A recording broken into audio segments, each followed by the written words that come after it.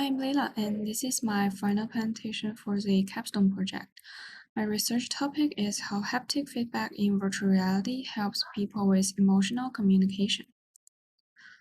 Virtual reality is the use of computer simulation to generate a three-dimensional virtual world, and that provide users with sensory simulation and help them to get immersed into the environment.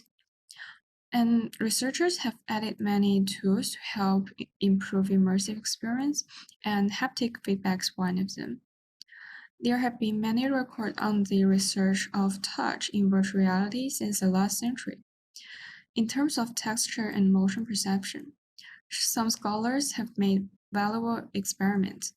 According to the article High Fidelity Haptic Rendering, the current research direction has mature experimental methods and data in rigid body simulation and collision, but there is still a need to invest in force feedback and object deformation.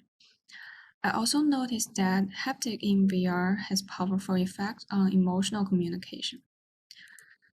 I found a Korean documentary in which a mother who met her dead daughter in VR.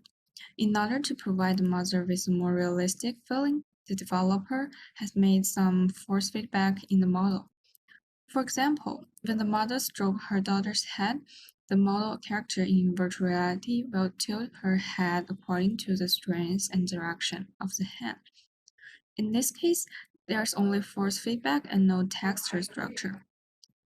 Well, in the lab, VR game also has a kind of interaction with a robot dog. So in the future, VR tactile research, can these factors be combined to provide a better experience?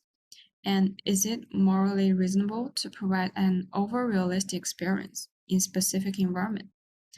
I designed several experiments to explore this problem. First, I built a scene in Unity. In the scene, there are a table with 3 boards, and all boards have different textures. They're wood, metal, and stones. Participants don't know the shape and material of the board. They need to describe the content of the scene after wearing the VR glasses, then touch the board with their hand and answer the name of the material. The experiment will record the time and participants give feedbacks through video recording and frame-by-frame analysis to get accurate time. And another experiment is to show a character animation in the Unity scene. Participants are divided into 2 groups, and in the first, they will have to respond to the behavior of the character. For example, the virtual character shakes hand with the participant. Another group will have the physical feedbacks in a real scene, such as there is real actors in a scene. And they will give some feedbacks of the experience in virtual reality. So during the process, I got some valuable feedbacks.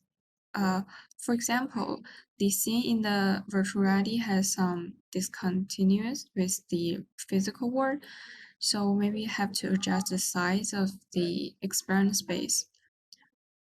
Another is that in the shaking hand experiment,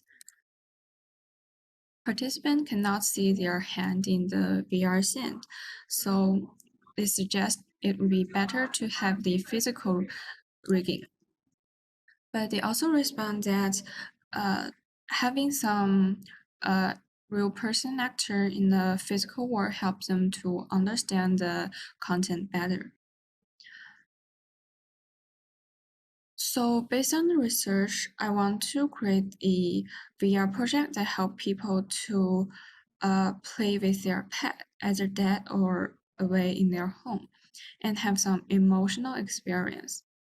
Due to the COVID-19, many people cannot go home to meet their pet, and there are some even extreme cases, such as pet being killed for carrying a virus, even without a owner's consent. In this project, I will build a VR scene in Unity and use photogrammetry to modeling the pet, and then rigging the model to create some animation clips. Then I will build a vibrating pillow with fur texture that could move in program trace. And while wearing the VR glasses, people can see the animation but also touch the real models. This project could also help people for allergic to experience a life with animals.